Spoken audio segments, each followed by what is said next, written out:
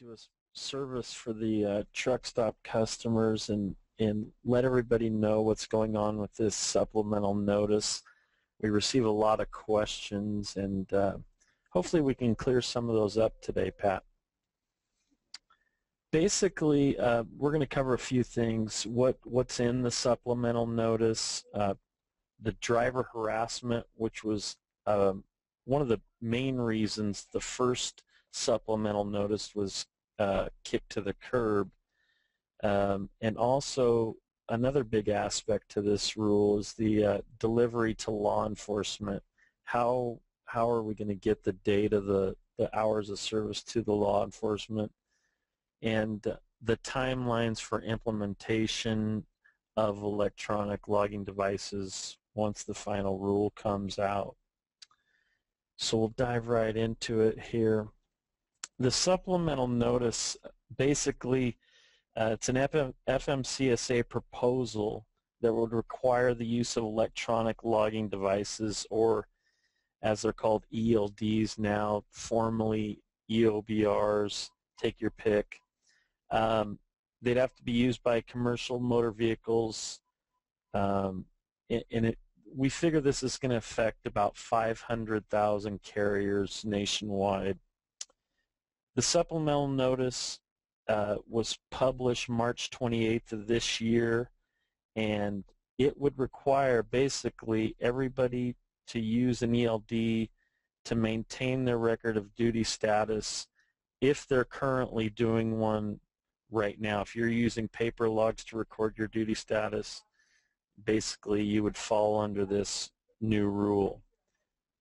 Under the proposal, ELDs would be installed within 2 years after the publication of the final rule. And we kind of want to make this clear, this isn't the final rule. The supplemental notice is not the final rule. It's a proposal. So once the proposal, the listening period, the comment period is over May 28th, then the FMCSA will publish the final rule anywhere from 90 days to 6 months, depending upon litigation, things of that nature. So carriers who currently use an electronic logging device, people ask, well, if we're using something currently, how much time do we have to update our hardware and software? And basically what the FMCSA has said is that you have 4 years. So you're basically grandfathered in, and you have 4 years to implement a new system, whereas those people that are using paper logs currently will have 2 years once the final rule is published. There are no proposed ELD exemptions based on the vehicle or fleet size alone. The rules apply to basically all the commercial motor vehicles defined in 390.5 in the FMCSA's regulations. So it basically covers everyone. Drivers using the 100-mile or 150-mile air mile exemptions will continue to be exempt and only have to maintain a record of duty status, but won't have to have the ELD requirement. The proposal, it also talks about having 10 supporting documents, which we'll talk about, and how they'll correlate data from the supporting documents with the ELD data to track where drivers have been and where they're at. So basically the important thing you want to remember is if you have comments, if you've taken a look at this supplemental notice, you have until May 27th to make comments, and we have the website up here, and you can go to regulations.gov there, and we encourage people to make comments, because the more feedback that is given, the better the rule can be for everyone. Okay, we'll move on to the next slide here. Driver harassment, like I said earlier, was the big reason the rule got kicked out the first time. And the FMCSA has done a better job of addressing that with this rule. Congress basically stepped in with MAP 21 and said that the agency has to come up with measures to prevent drivers from being harassed by using an ELD. They've basically, the FMCSA in the supplemental notice outlined 8 things that you see on the screen there. It's interesting, they're requiring the drivers to have access to the records, which means that the fleet manager, safety manager can't sit in the back office and change his records of duty statuses, his or hers. The driver has control of that. And if a safety manager, fleet manager wants to change their logs, the driver has to authenticate that and okay that to help prevent harassment. In the rule, the agency prohibits carriers from harassing drivers with the devices. Harassment, per the rule, means an action involving the use of information available through an ELD that the carrier knew or should have known would result in a driver violating FMCSA regulations regarding fatigue or illness. So if the driver is harassed, they've instituted a complaint procedure. The rule implements a process by which drivers should file harassment complaints, including what would need to be in that complaint, which is a huge step. That was in previous proposals wasn't a part of that. So now if the driver feels like they're being harassed, they follow the procedure outlined by the FMCSA, and whoever is harassing the driver is subject to fines and penalties. And the new rule dictates that harassment will not be considered a violation of hours of service. The penalty for harassment would supplement the underlying hours of service violations according to the rules. Another interesting part, and this was a big hot topic when it came to harassment, was requiring a mute functionality, so that when the driver was resting or in the sleeper, that the device, the sound would be turned off and they couldn't be bothered during that time. So that we felt like that was a great part to the proposal, to add that functionality to the electronic devices. And Pat, I know you've heard some of this on the driver harassment. We really feel like this is a step in the right direction with the mute functionality. The next one, number 6, instituting the edit rights. The rule allows drivers and carriers to request edit to the electronic records of duty status. So we've been asked this a lot. What if we make a mistake with the electronic logs? How do we edit that? You can edit your logs, but when you do edit, there's going to be a notation basically made on the logs that says an edit was made. And you can make a notation of why you made the edit, because whether it's the driver or technology that makes the mistake, we know it's going to happen. So they're giving you the ability to edit basically with a notation. Limiting portions of vehicle location tracking. This is an interesting part. Basically, the FMCSA is saying that they don't want the GPS to be accurate way to very specific decimal points, the Latin long basically. Gets kind of technical, but when a driver's in personal conveyance, they want the GPS accurate to 10-mile radius. And when a driver is in an on-duty or driving status, they want the GPS accurate to a 1-mile radius. So it gives some leeway for accuracy there. The last one, allowing privacy in enforcement proceedings. Map 21 directs the FMCSA to institute measures to protect drivers' personal data when information from ELD is being used in enforcement proceedings.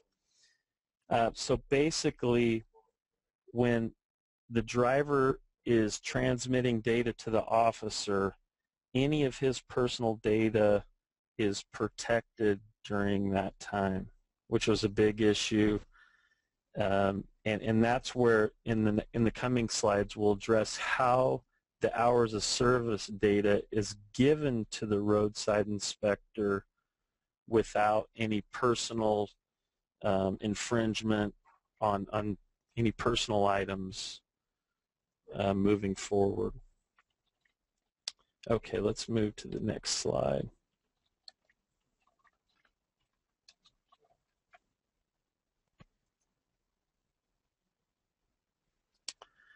Okay, so basically the FMCSA said that they'll give all ELD providers 7 options to provide to their customers to transmit the data to the roadside inspector or the weigh station. So you can go through these options, and an ELD provider has got to choose one of these options that, except for number 1, all of them have 3 different ways to transmit data, and you've got to be able to utilize all 3 ways. So if you get pulled over, a law enforcement officer says, I want to see this, I need the data transmitted Bluetooth, you've got to be capable to Bluetooth the data to them. For UDrove, in our case, we're going with option 6. So if a driver is pulled over, he has the option to email it from his handheld device, the hours of service, to connect to a USB device. If the officer has some sort of thumb drive or connection, we'd plug that in, and through the USB, the hours of service would be transmitted that way. The QR codes, the quick response codes, you see those, a lot of people use them with their smartphones. You can scan a QR code, and the hours of service for the last 7 days and the current day would pop up. So option 6 is an example. UDrove is going to use those 3 options. Different companies are going to choose differently, but those are basically the 7 ways to transmit data to a weigh station or roadside officer.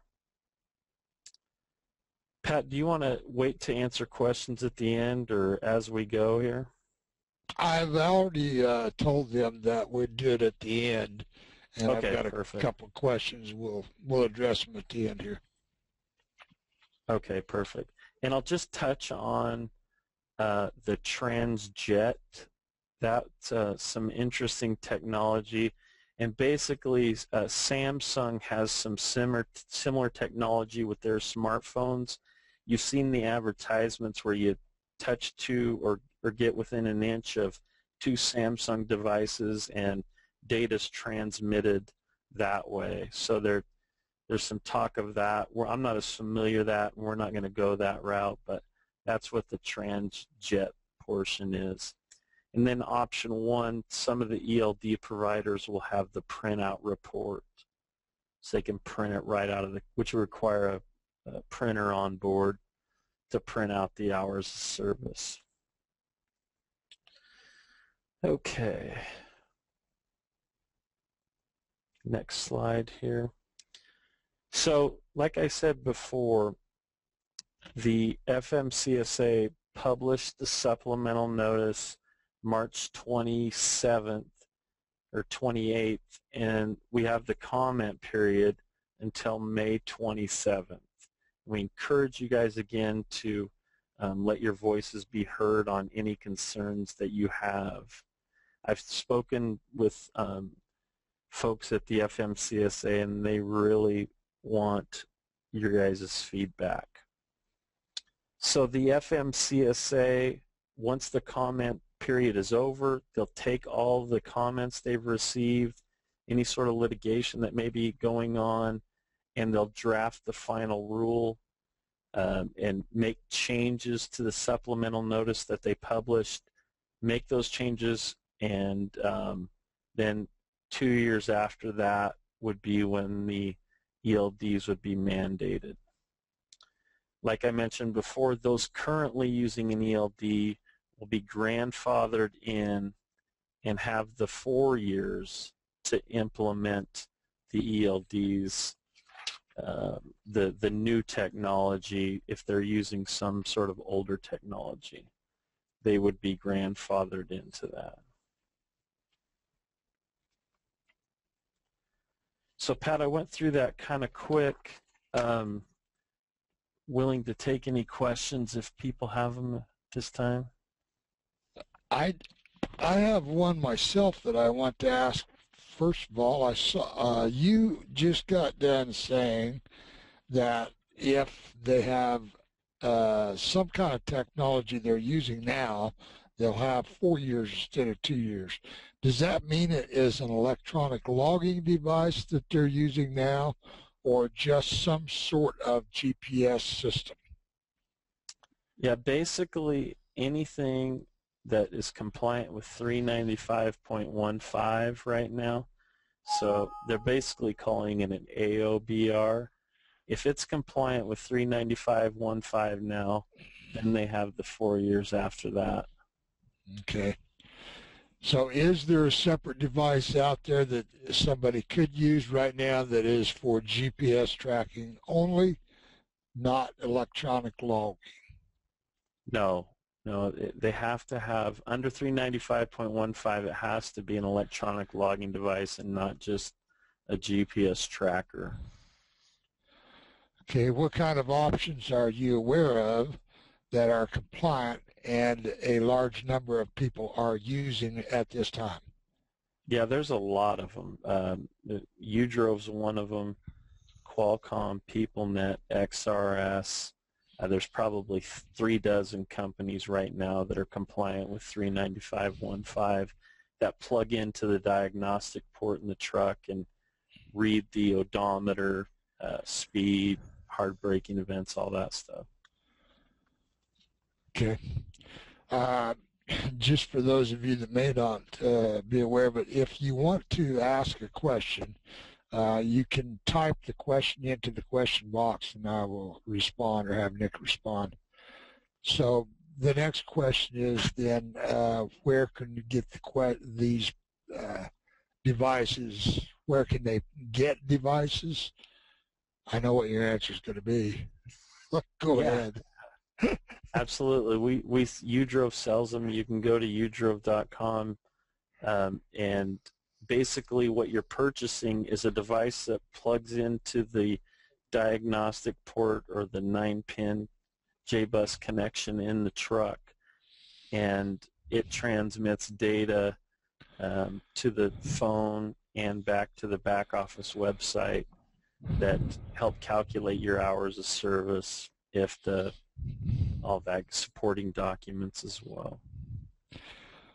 Okay, Nick, I'm going to ask a question now that, and I appreciate there's the fact that you've mentioned there's like 3 dozen companies that are manufacturing or will be manufacturing the necessary equipment to be compliant.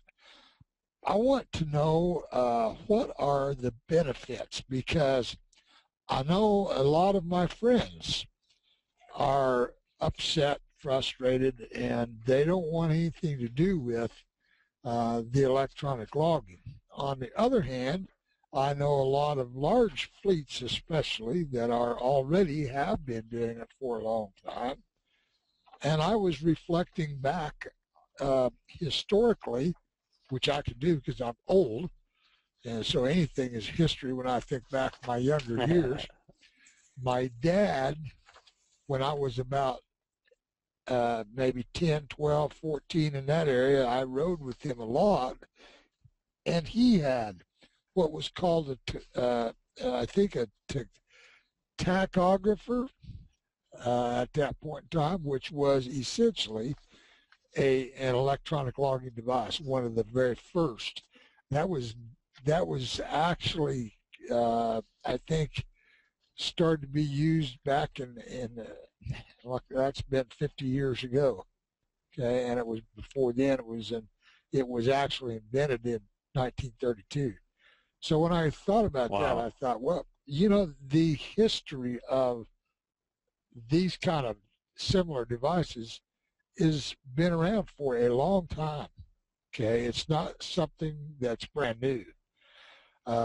There is a lot of folks that think it's an infringement upon their personal rights. I think, to have somebody know where they're at. I think they're more afraid of the tracking than they are the logging in some ways.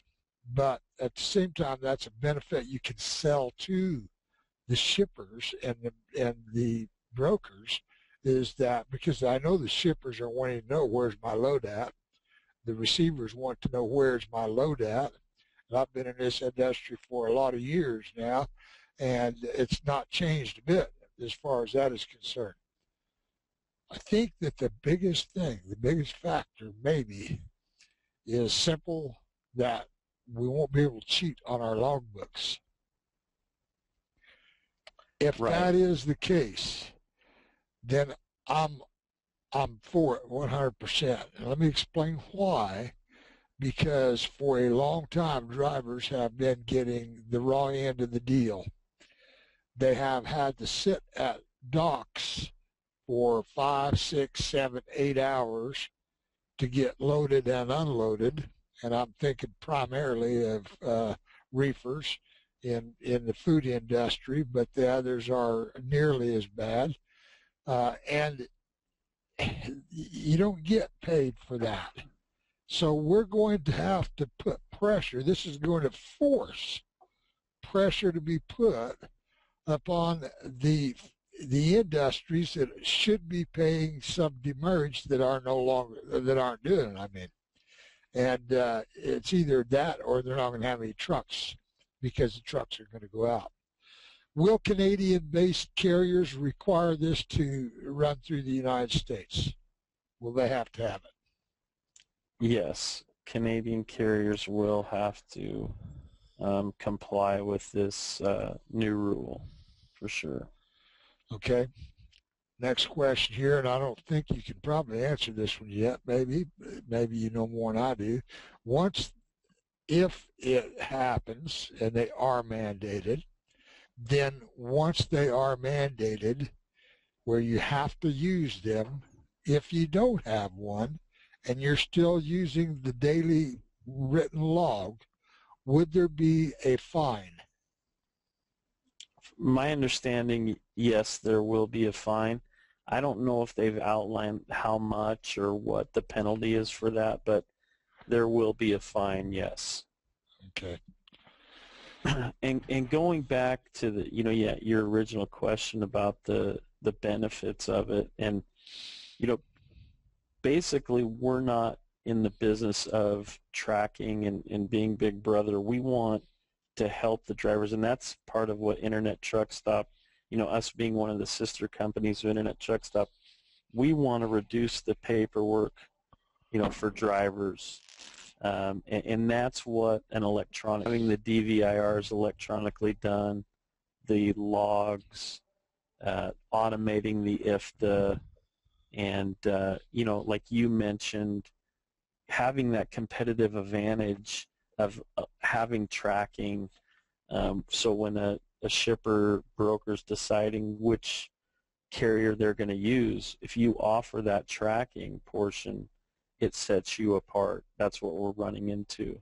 So we want to help companies be successful and not be the Big Brother, unnecessarily. So. There's another question here about when the fine is going to apply, and it won't start right away. The law has to be made a law first. It has not been mandated yet. Once it is mandated, Nick, you mentioned the 2-year period, right? Yeah, and just to clarify, this is the supplemental notice. So the proposal, we're probably at least 90 days to 6 months from a final rule being written. Then from that point, it's 2 years after the final rule's been written. So yes, it's a ways out, at least 2.5 years probably. And there wouldn't be any fines until, of course, Correct. that time Correct. comes along. Now then, I do want to mention that I have PDFs for this presentation and the recording that is available. In the PDF, of course, is the link that you can get in touch with and make comments regarding the ruling and how you would like to see it go. So I encourage you to send me an email at patd@truckstop.com, and I will get that to you, and you'll be able to get a hold of them and make your comments. Any closing statements there, Nick? Yeah, like I said before, make comments and let your voice be heard. And if we can help you with any questions, feel free to reach out. Okay, thank you, Nick, very much for presenting today. I appreciate it.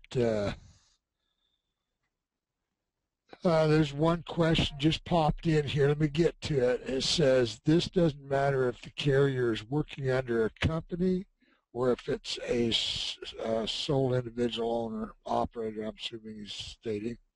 It's still required to have this device no matter who it is. That's correct. And, yeah. Okay, my email address is patd@truckstop.com. And I will have those pieces of information available for you, the PDF of the presentation. I'm going to have Nick's notes available, and then the recording is going to be available. So we want to make sure that we reach out and let you all know that there is an opportunity right now to make a comment so that this doesn't, just overwhelm you and you didn't know anything about it. Okay, if there's not any more questions, I want to thank each one of you for taking time out of your schedule today to participate in the webinar, to be here. And we look forward to doing business with you more in the future. And once again, Nick is with UDrove. UDrove has the compliance equipment and answers for this situation and just some other management situations that you might benefit from. So don't hesitate to contact Nick. All righty. Thank you very much. Have a great day. God bless you all.